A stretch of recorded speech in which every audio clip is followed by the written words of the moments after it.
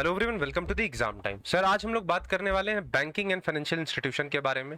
Basically हम लोग analyse करेंगे उसके पीवाईक्यूज को 2019 से लेकर 24 तक जितने भी क्वेश्चंस बने हैं बैंकिंग और फाइनेंशियल इंस्टीट्यूशन के, बैंकिंग एंड फाइनेंशियल इंस्टीट्यूशन के, लाइक जो भी इसके अंदर टॉपिक्स हैं, सब टॉपिक्स हैं, उसके डिस्क्रिप्शंस हैं, कितने क्वेश्चंस पूछे गए, क्या कैसा रिपीटेशन पैटर्न हमें देखने को मिला है, एमसीक्यूज के टाइप्स कैसे आ रहे हैं, इन सब पे आज हम लोग चर्चा करेंगे। तो चैनल पे पहली बार अगर विजिट कर रहे हो तो चैनल को सब्सक्राइब करो और इस वीडियो को लाइक करके अपने दोस्तों तक पहुंचाओ, सो दैट उनकी भी हेल्प हो पाए और वो सारे स्टूडेंट्स की हेल्प हो पाए जो कि इस साल यूजीसी नेट देने वाले हैं।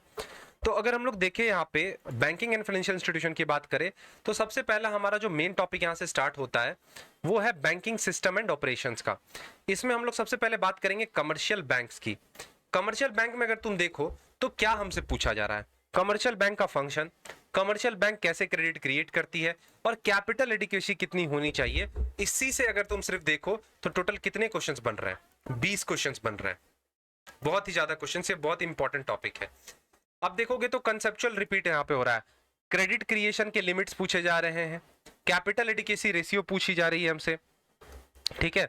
और ज्यादातर तुम देखोगे तो एजर्शन रीजन और बेसिक लेवल के जो एमसीक्यूज होते हैं वो पूछे जा रहे हैं।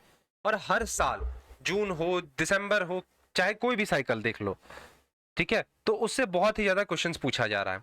अब अगर बात करें अगर आरआरबी की, तो आरआरबी से अगर तुम देखो तो आरआरबी का स्ट्रक्चर कैसा क्या होता है, मतलब जो रेशियो होता है 50:35:15 का, वो कैपिटल रेगुलेशन कैसा होता है, तो इन सबसे टोटल 6 क्वेश्चंस पूछे जा रहे हैं। बार बार तुम देखोगे कैपिटल एडिक्वेसी कैपिटल रेशियो पूछा जा रहा है और बहुत ही इजी क्वेश्चंस आते हैं, तो ये उतना इंपॉर्टेंट नहीं है, एक बार दो बार देखोगे तो काम हो जाएगा। अब अगर बात करें डिजिटल बैंकिंग की, जिसके अंदर हमारा mobile banking, IMPS, UPI, cyber threats, इन सबसे टोटल 14 क्वेश्चन अभी तक पूछे हैं। आईएमपीएस के कंसेप्ट जो है बार बार रिपीट हो रहे हैं, साइबर थ्रेट बार बार पूछा जा रहा है और सीक्वेंसिंग के भी क्वेश्चन इसमें तुम देखोगे तो ज्यादा देखने को मिल जाएंगे। अब अगर बात करें आरबीआई और उसके सब्सिडरीज की, तो आरबीआई के जितने भी सब्सिडरीज हैं, बीआरपी, एनपीएल, ठीक है, एनएचबी जो कि पहले हुआ करता था, तो जितने भी इसके सब्सिडरीज हैं या आरबीआई के जो भी फंक्शंस होते हैं, आरबीआई का डेवलपमेंट रोल, आरबीआई कैसे इकोनॉमी में मनी को कंट्रोल करती है, क्वांटिटेटिव मेजर्स, क्वालिटेटिव मेजर्स, इन सब से तुम अगर देखो तो टोटल 18 क्वेश्चंस अभी तक पूछे गए हैं।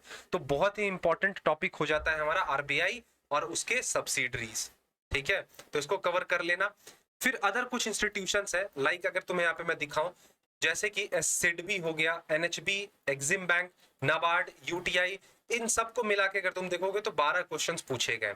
अब इन सब के डेट्स दे दिए जाते हैं और डिस्क्रिप्शन दे दिया जाता है, मैच करते रहो बैठ के, या फिर सीक्वेंस कैसे अरेंज करेंगे कि कौन से इंस्टीट्यूट पहले कब स्टैब्लिश हुई, कौन बाद में स्टैब्लिश हुई, इसके अकॉर्डिंग, ठीक है। तो ये भी हमारा एक इंपॉर्टेंट टॉपिक हो जाता है। अब आ जाओ बेसल नॉर्म्स। बेसल हमारे नॉर्म्स 3 है, उसके जो 3 पिलर्स होते हैं, उसके जो भी capital adequacy ratio, capital requirements होते हैं, उस पे ज्यादा फोकस करना और हार्ड क्वेश्चन इससे पूछे जाते हैं और मैचिंग बेस्ड क्वेश्चन होगा तो बहुत इंपॉर्टेंट है हमारा बेसल नॉर्म। 10 क्वेश्चंस बनते हैं इससे, तो इसको बहुत अच्छे से कवर अप करके जाना। अब लो देख लो मॉनेटरी पॉलिसी, जो मैंने आरबीआई में तुम्हें ऊपर बताया था उसको अलग करके बताया गया है यहाँ पे। Repo rate, reverse repo rate, CRR, SLR, total 8 questions बने हैं, ठीक है। मैचिंग बेस्ड क्वेश्चन है यहाँ पे। क्रेडिट कंट्रोल का भी तरीका पूछा जा रहा है कि कैसे आरबीआई क्रेडिट कंट्रोल करती है इन मॉनेटरी पॉलिसी टूल्स का इस्तेमाल करके, तो ये इंपॉर्टेंट हो जाता है। अब आ जाओ इंश्योरेंस सेक्टर में, तो इंश्योरेंस सेक्टर की अगर बात करें तो इसमें लाइफ एंड जनरल इंश्योरेंस जो होता है हमारा, उसकी पॉलिसीज वो कैसे रेगुलेट करते हैं, इंश्योरेबल इंटरेस्ट क्या होता है, 12 क्वेश्चंस इससे बने हैं। ज्यादातर कंप्रिहेंशन बेस्ड क्वेश्चंस तुमको देखने को मिल जाएंगे इससे। अब अगर हम लोग बात करें अपने फाइनेंशियल मार्केट की, तो इसके अंदर ट्रेजरी बिल हो गया और सिक्योरिटीज, उसके जितने भी टाइप्स होते हैं, कैपिटल एंड मनी मार्केट के फीचर्स, फिर ट्रेजरी बिल का डिनोमिनेशन क्या है, ये सब चीज देखते हुए चलना। देखो यहाँ पे तुम देखोगे तो टी बिल का रिपीट हो रहा है बार बार और मैचिंग क्वेश्चंस पूछा जा रहा है।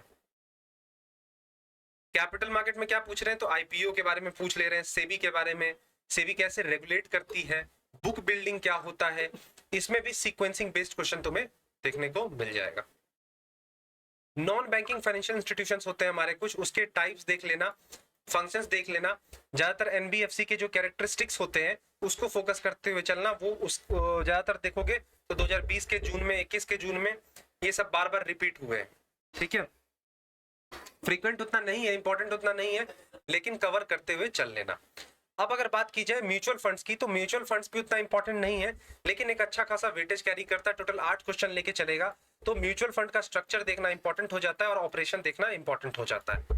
अब फाइनेंशियल इंक्लूजन की बात करें तो कुछ स्कीम्स और इनिशिएटिव सरकार के द्वारा लाए गए, जैसे कि पीएमजेडीवाई, मुद्रा फाइनेंशियल लिटरेसी, टोटल 6 क्वेश्चंस बने, उतने इंपॉर्टेंट नहीं।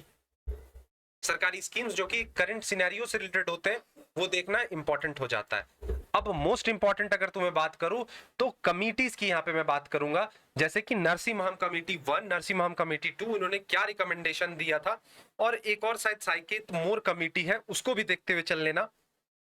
एक है वगुल मल्होत्रा कमेटी, इसको भी देख लेना। हाँ, यहाँ पे देखोगे नरसिम्हम रिफॉर्म्स जो है ये बार बार रिपीट हो रहे हैं, मैचिंग बेस्ड क्वेश्चंस आ रहे हैं। यहाँ पे पूछा जा रहा है कि इनके क्या रिकमेंडेशंस रहे थे नरसिम्हम 1 में, जो कि शायद 1991 में आया था, उसमें क्या क्या चीजें बात की गई थी, क्या सजेशंस दिए गए थे। तो बहुत इंपॉर्टेंट चीजें ये सब हो जाती हैं, तो इसको कवर कर लेना।